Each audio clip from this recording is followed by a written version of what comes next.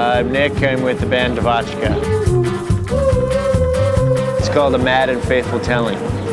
It's right over there. Look, I don't know what's going on there, but it's our 4th studio album, our most ambitious one to date.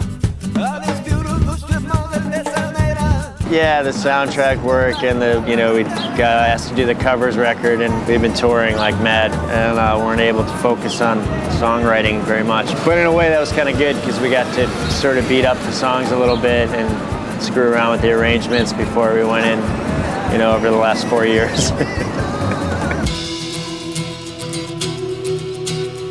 It was an independent film with no backing and distributors. It was all done kind of low budget and sort of lo-fi, and then to have it be played on the Oscars and stuff was pretty crazy. I wanted us to stand out from the average band, and I wanted to use exotic instruments, and I've always been kind of drawn to this sort of music. It seemed to come naturally, a little more natural than, say, like a rock and roll song for me or something. So I found other like-minded people, and so we sort of developed this thing, and we sort of had this philosophy, like we weren't going to get too obsessed with one style. And I started out, when I made our first album, I kind of wanted it to be like a mixtape, and where you wouldn't even know if it was the same band or not. So that was kind of philosophy we've been using. I mean, we've sort of strayed away from it. I think you can tell it's us now. It don't look right. I mean, obviously it was pretty cool to be a backing band for a burlesque show. There's a bunch of different burlesque acts that we were thrown together for this kind of variety show, and Dita was the headliner a couple of times. I mean, yeah, what more can I say? It's like a musician's dream to play for a girl to take off her clothes,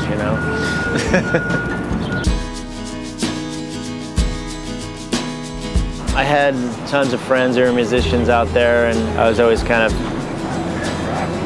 bouncing back and forth, and I lived in Chicago for a little while, and met a bunch of great players there, and it's kind of it gets to be a small world, especially if you're looking for an accordion player or something. But one of my writing partners settled down in Denver, and I kind of followed him there, and it's a beautiful place to live. And compared to New York and Chicago, not that I don't love those cities, but forget to lock your car or something, you're not going to find it on blocks on the Upper West Side. It's a surprising city because it's been around for a long time. They built all these beautiful houses and buildings, and there's all these, seedy old bars, and sort of juxtaposed with this beautiful sort of natural setting. So I'd probably take him to some of my favorite dives. There's one in particular that it's not really a dive, but it's called the Cruise Room, and it's in this old hotel that I think is like 100 years old or something. It was modeled exactly after the bar that was in the Queen Elizabeth, the yacht in the 20s, and it's got all the original Art Deco and neon and stuff, and it's just gorgeous. You take a girl there for a couple martinis, and things are going to look good for you. Preferred cure for a hangover? Well, I guess our sort of MO is get into the hot van, sweat it out, get to the next gig, and start playing.